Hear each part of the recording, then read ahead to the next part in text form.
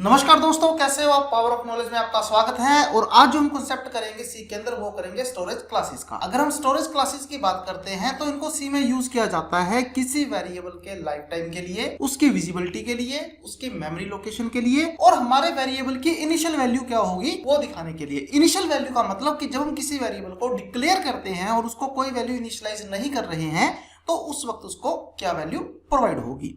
तो हमारे पास यहाँ पर 4 तरह की स्टोरेज क्लास मिलती है, जिसके अंदर हम सबसे पहले लेते हैं ऑटोमेटिक को, फिर एक्सटर्नल को, फिर स्टैटिक को, फिर रजिस्टर को। हर स्टोरेज क्लास का अपना एक डिफर वर्क होता है जो किसी भी वर्किंग को परफॉर्म करता है।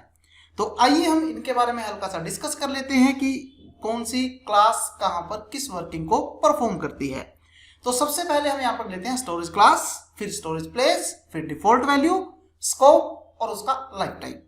तो जो स्टोरेज क्लास, हम यहाँ पर क्लास का नाम लेंगे, स्टोरेज प्लेस उसका डाटा सेव कहां पर हो रहा है, डिफॉल्ट वैल्यू कि जब हम किसी वेरिएबल को डिक्लेयर करते हैं तो डिक्लेरेशन के टाइम उसकी वैल्यू क्या होती है, स्कोप आप वेरिएबल को कहां यूज कर सकते हो और लाइफ टाइम आप वेरिएबल को कितनी देर तक यूज कर सकते हो। तो सबसे पहले हम बात करते हैं ऑटो की, जिसको हम ऑटोमेटिक के नाम से भी जानते हैं।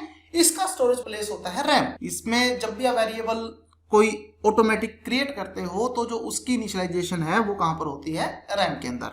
और डिफॉल्ट वैल्यू आती है यहाँ पर garbage collection. Garbage collection in the sense कोई भी वेस्टेज वैल्यू हो सकती है जिसका आपके प्रोग्राम से कोई भी लिंक नहीं है। Scope local, local in the sense कि जहां पर आपने इसको डिक्लेयर कर दिया है ये उसके बॉडी पार्ट के अंदर ही काम करेगा। सपोज कीजिए आप मेन के अंदर एक वेरिएबल लेते हो इंट ए, तो ए कहां तक यूज हो पा रहा है आपका, जब तक आपका मेन फंक्शन वर्किंग में है। जैसे ही मेन फंक्शन क्लोज हुआ आपका इंट ए वर्किंग करना बंद कर देगा, इसलिए इसका लाइफ टाइम यहां पर आपका विद इन फंक्शन दिखाया गया है। इसी तरह से एक्सटर्न, एक्सटर्न का मतलब होता है एक्सटर्नल, और एक्सटर्नल से आप ये समझते हो आप इसको अपने फंक्शन के अंदर नहीं क्रिएट कर रहे, आप इसको किसी अदर फंक्शन से या किसी और लोकेशन से लेकर अपने प्रोग्राम के अंदर आ रहे हो। तो इसका जो स्टोरेज प्लेस है, इसका स्टोरेज प्लेस भी रैम होता है। डिफॉल्ट वैल्यू यहां पर आती है 0। पहले में गार्बेज कलेक्शन थी, यहां पर आपके पास 0 है।